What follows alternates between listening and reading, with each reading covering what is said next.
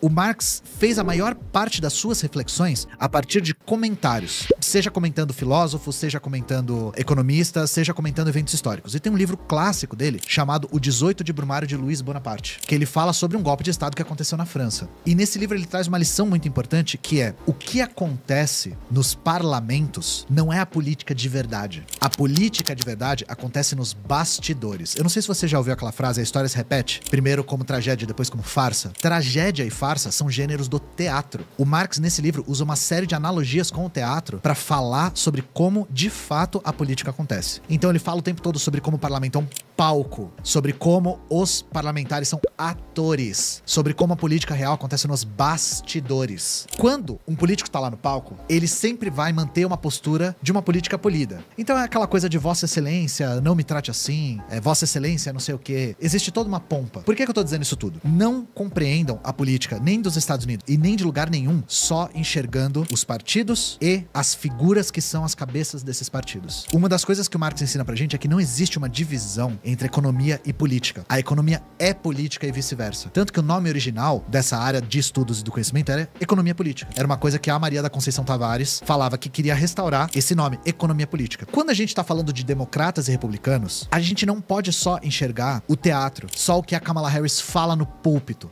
como atriz, naquela encenação. A gente tem que enxergar quais setores da classe dominante estadunidense estão vinculados com quais alas dos partidos. É um país governado por uma classe dominante muito reduzida, por um número muito pequeno de burgueses que detêm a maior parte do capital e do poder político. Então, o que traz a verdadeira diferença entre eles é que o Trump é ligado muito a uma burguesia nacional e que não usufrui tanto quanto a Kamala Harris, tanto quanto o Partido Democrata, da estrutura do imperialismo internacional para a sua manutenção. Então, Trump é muito vinculado ao agronegócio estadunidense. É uma coisa que depende muito de subsídios do mercado interno. E a burguesia vinculada a Kamala Harris é muito mais ligada à indústria bélica, à indústria do entretenimento, indústria vinculada a streaming, vinculada à televisão e cinema, vinculada à música, vinculada às big techs também. O que modifica de verdade as políticas públicas e econômicas dos democratas e dos republicanos é qual ala da burguesia controla o quê. Então, as diferenças entre um governo republicano e um governo democrata, por mais marginais que fossem, essa marginalidade tá justamente no fato de que existe uma burguesia nacional que é contrária às políticas imperialistas em certos lugares do mundo, que é contrária à guerra na Ucrânia, por exemplo, que é contrária a ficar mandando dinheiro pra Israel, que é contrária a ficar provocando a Rússia, mas que é a favor de sanções pesadas na China, porque o mercado chinês compete com o mercado interno dos Estados Unidos. Os produtos manufaturados chineses chegam e quebram os Estados Unidos. E, no caso da Kamala Harris, a indústria bélica tá muito interessada em manter a guerra da Ucrânia, em manter o subsídio a Israel.